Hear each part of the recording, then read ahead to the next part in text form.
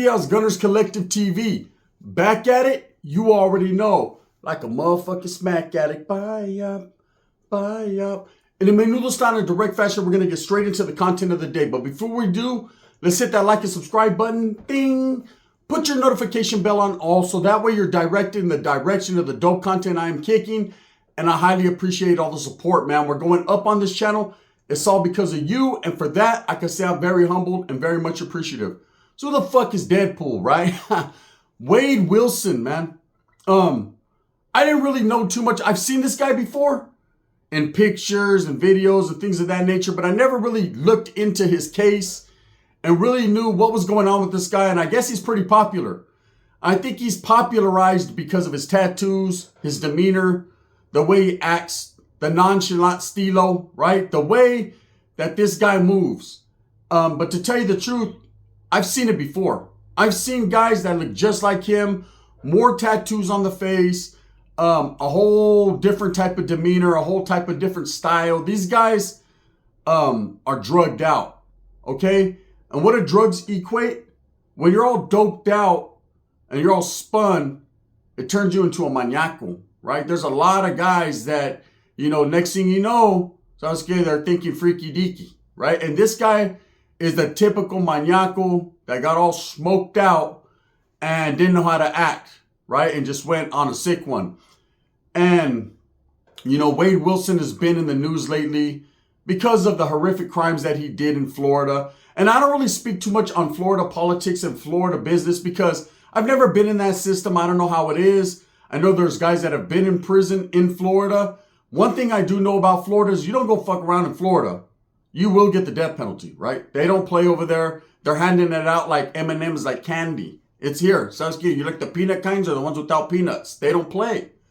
And Wade Wilson definitely was sentenced to 2 life sentences, or was it 2 death penalties? I'm not too sure. One thing I do know for sure is he's done. He's done. And lately, man, the news has been circulating that he's drank some of that Aitu juice. And now all of a sudden, man, it's coming out that this guy was either turned out while in the county or had a boyfriend prior to getting incarcerated. Now, I'll say this about that. People that are focused on this guy for whatever reason are going to always find a reason to slander a guy's character, to shit on his name. And I guess this is the way people do it nowadays. It's always that. Haven't you noticed? They'll talk all kinds of shit. Oh, this guy, that, he's gay, right? Ultimately, that's where it always ends up at that wall. This Vato's doing something strange for a piece of change. Is it strange? I don't know, man. He ain't the first one to get turned out. Shit happens while motherfuckers are incarcerated. And that's just the way they go. I guess they need an emotional bond with someone because they're going through some shit. And they turn to their celly, Doc McStuffins, and they get McStuffed. But at the end of the day, it's not a laughing matter. It just is what it is. Now, this guy did 2 crazy ass crimes and it all happened in one night. So it leads me to believe that he was on some shit and he definitely wasn't thinking straight. Anyone that takes another person's life isn't thinking straight. There's a chemical imbalance going on there in their brain. Something that triggers, that makes them get paranoid or makes them figure that that power of being superior over someone else, can lead to tragedy. You don't think about, and even in gangbanging, you don't think about the other person's family, their children, their livelihood, what they're going through. All you think of is the here and now, what's going on at that particular moment.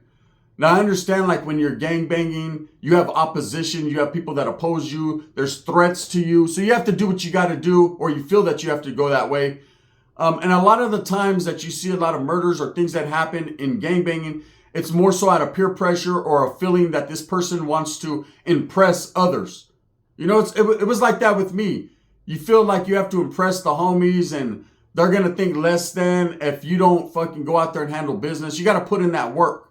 So there's a lot of youngsters that I've encountered, that I've been around, even when I was a youngster, that felt they had to do, that got put in a situation where they felt they had to shoot him up, bang, bang, because if they didn't, it was either them or that person, right? Or at the end of the day, they just wanted to impress their homies And it's all for clout, basically. So you can go back to the neighborhood in the barrio and earn some type of respect and fear. You want people to fear you because that equates to respect.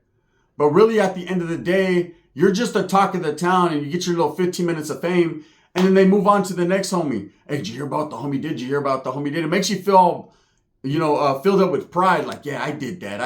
And the authorities like, oh, you did that? No, I didn't do that. Well, fuck you, right? And they snatch you up.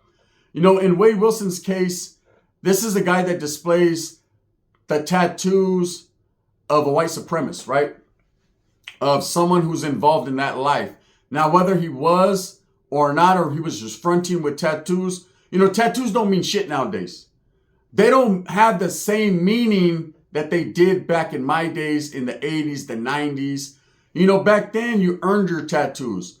Things you put on your body told your story. They were your resume. Your sleeves were your resume. Your chest plate was your story. You didn't just go around getting tattoos because they looked cool or they made people think you were a cool guy. They were a symbolization to show you were a part of something. You had put in work for that cause. You had done things others didn't do, and other people would recognize when you came out the shirt on that prison yard, okay, this guy's been around. This guy's chest plate tells his story. This guy's been on this yard, or this guy's done this. I get asked a lot about the tattoo teardrop. Hey, what does it mean? Well, it has a lot of different meanings. It basically means what you want it to. When I was young, I always thought the tattoo teardrop meant a year in prison. And if it was filled in, it meant that you took a body or you caught a body, or I wasn't too sure exactly and couldn't pinpoint what it meant because I had a lot of friends and a lot of family that had the tattoo teardrop. I never got one just because fuck, if I'm gonna cry, homie, I'm gonna cry for reals, right? I didn't think that, that looks cool, but I had tios that had it and family members that did. And I asked my tio one time, hey, what does that tattoo teardrop mean? Shit, he said, man, I was Malias one day and I just said, fuck, right? And he was going through it. But there was different meanings. The understanding was when you seen someone with a teardrop, you knew that they were incarcerated at some point and had did something for the benefit of their hood or their barrio or whatever, right? Now, this guy's a lot of tattoos. Wade Wilson on his face. And I don't know if that was a symbolization of his incarceration prior to these crimes, or he was just trying to have that look. He wanted people to see him and be like, ooh, that right there is a sick individual. That right there is someone that you don't fool with or play with. Now, again, nowadays people are getting tattoos all over the face. Man, I seen a youngster the other day, face blasted, not a fucking lick of tattoos on the body. I think he might have had like fucking please help me on his wrist or something. He had the Punches Pilot, Edgar haircut, tattoos all over the face. He was on his D. Kane shit, right? But not a tattoo in sight on the pecho, nothing on the stomach, nothing on the body. He just wanted everyone, it was an image. For the most part nowadays, it's an image. Everybody wants to impress everyone, so they get tatted from the neck up. But at the end of the day, man, to me, it's stupidity. And you're putting something on that you can't quite take off without some serious pain. It hurts more to take them off than it does to put them on. I'll guarantee you that. But this guy does display, this Wade Wilson, a whole bunch of white supremacist symbolization. And I think it was more so to impress either his homies or let others know that this was the lifestyle he chose. For whatever reason, people get tattoos for different things. I know I got tattoos out of boredom. That's the truth. And a lot of the tattoos I did get on my body were basically telling my story of places I've been, where I've been, what I was accustomed to, how I grew up. Everything meant something. At least it did to me and back then.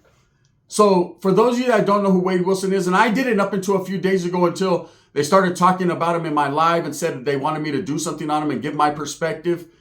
I guess he's a guy that one night found himself high, drunk, and met a female and her homegirl and decided, to go back to her pad, have a good time. Happens all the time. You meet someone at the bar. That's what you go to the bar for, to have a good time. And if you meet someone and you guys are vibing, then you go back to their pad or your pad or a motel or whatever. And whatever happens, let me see if the wind's blowing, happens, right? But here's knowledge you can't get in college. No means no. Sometimes at the end of the day, if it's not working out for you, you have to be a man or a woman, get up and say, hey, it was nice meeting you, but I understand that this isn't going the direction I wanted it to go. So I'm going to go ahead and go the direction I know to go, and that's home. Take my ass home, sleep this one off. And if we meet again, it is what it is. Because not everyone is on that same level. Not everyone is believing in sleeping with you on the first night or doing this on the first night. Some people just want to really go out and have a good time. And maybe you vibe a little bit and they want to go back and have a nightcap and an after party. But that doesn't necessarily mean that they want to give you something that you're looking for. In any case, man, after his first victim's homegirl decided to leave for whatever reason, it's alleged that this guy strangled her while she was sleeping, right? What a coward move.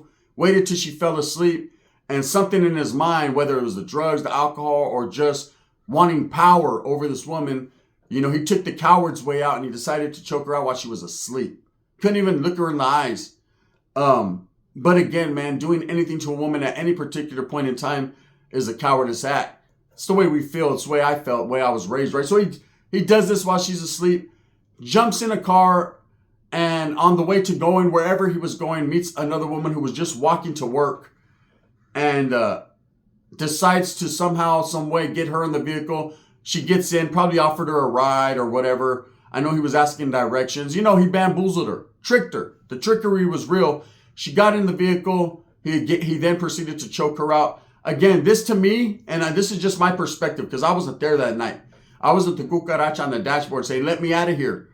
For whatever reason, I guess he felt like, hey, you're already in it. You might as well just go all the way out. And to me, he's just a typical coward, man, that preyed on women and was victimizing them that night. And I don't know if it was past experiences or he thought he was a woman, man, so he was hating on others. But he decided to do that. And then he ran her over 20 times. Just crazy crimes. And when the shit hit the news, everyone was talking about it because this guy's name is Wade Wilson, who also happens to be the name of the character Deadpool, the Marvel comic guy, right? So it kind of coincides with that. Then his crazy look, the stitches on the face, the swastikas on the face. It's just kind of, everybody wants to see a villain. Everybody wants to see the Joker. And this guy's persona and the way he acts and looks kind of has that look. So the cool part is this. When the guy did these crimes, he knew right from wrong because immediately he went to a phone and he called his father and basically told him the stories and expressed guilt and shame. And the father at first didn't even believe him. Was like, what? Right?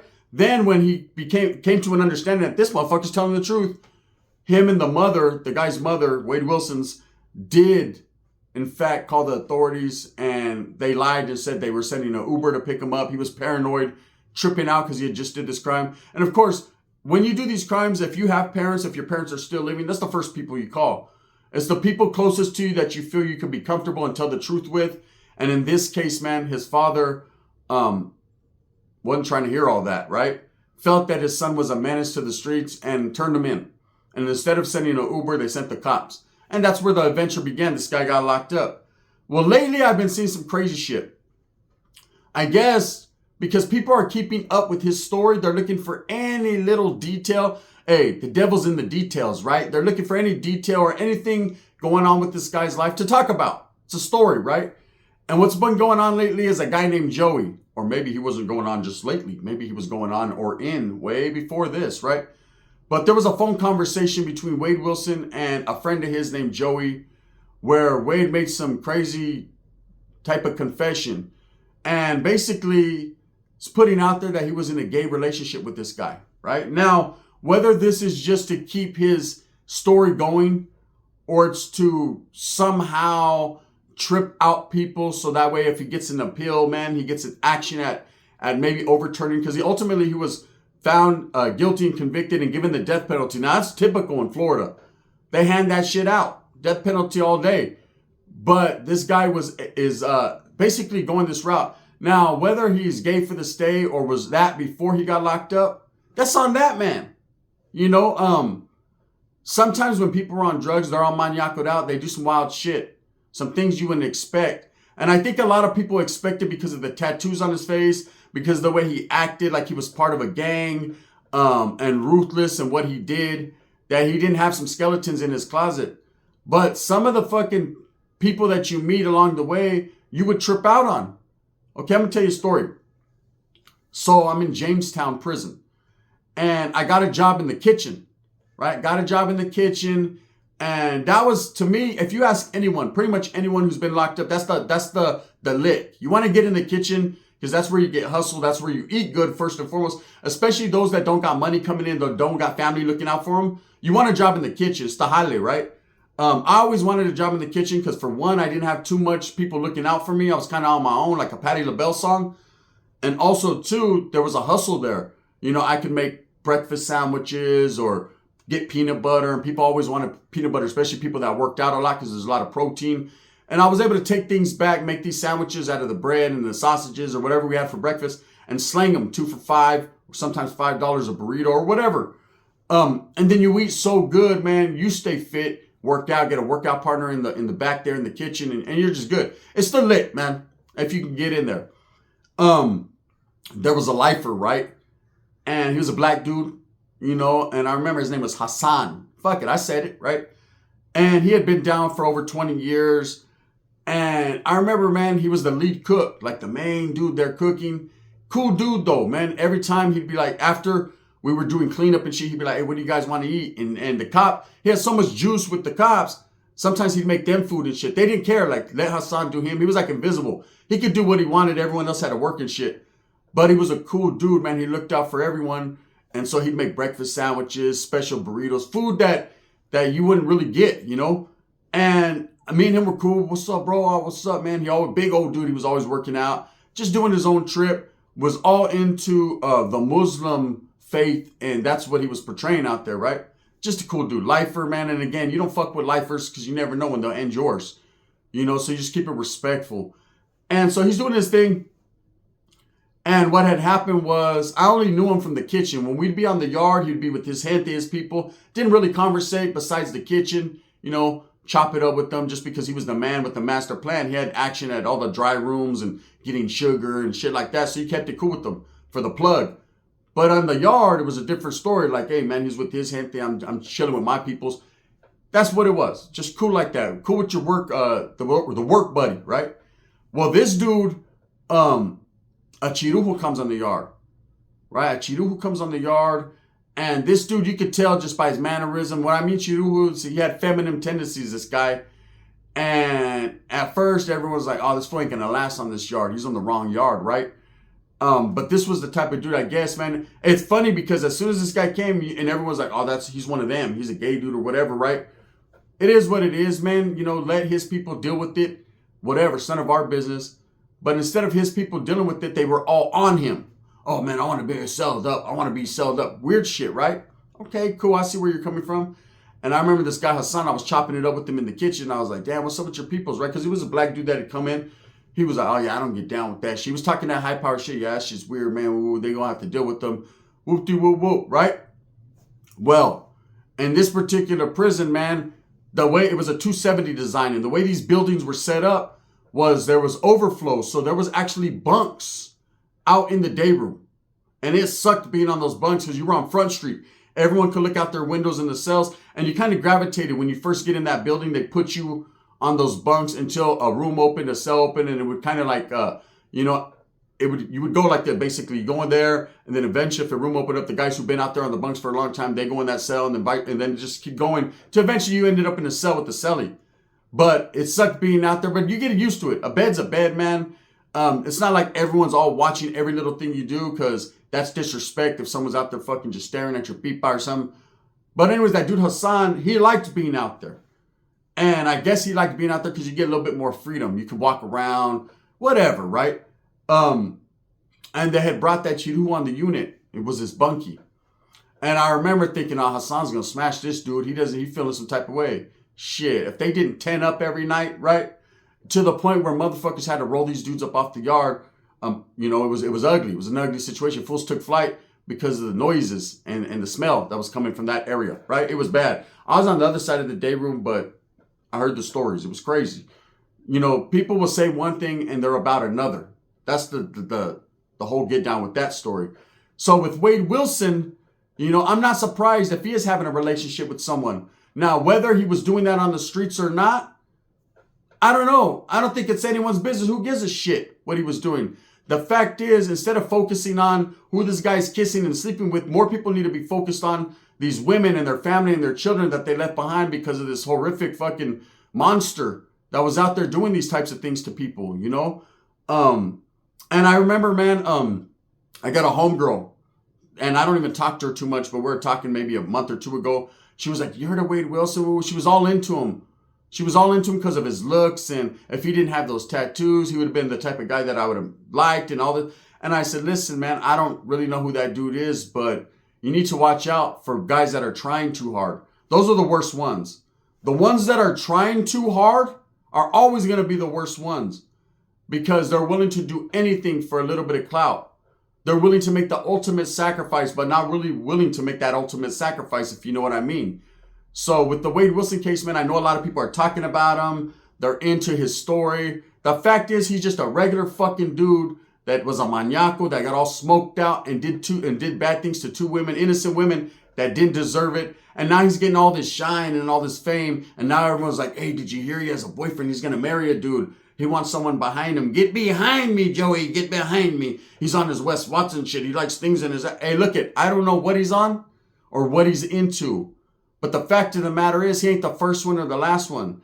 Whether he was turned out in prison or turned out on the streets, that's not the focus of the story here. The focus of the story is these two women, these two victims, and how you have to pay attention if you're a woman when you go out, the type of people you're around. You know, if you see someone all tatted down on the face, don't automatically assume because of their looks that they're a cool guy. You know, that just goes to show you that they're a follower, that they'll do anything for any type of attention, and you're unsafe. And I'm not saying every guy's like that. I'm just saying as a person that cares, you know, and wants women to live, you know, be of an understanding that if the guy has all these tattoos on his face and everything, he's willing to do some stupid shit, right? And unfortunately, these women had to pay the price and their families have to deal with this shit. And while this guy, meanwhile, gets all the attention because he's sleeping with another man, I don't think that should be the story. I think the story should be these women and how to prevent, you know, and look out for yourself while you're out there.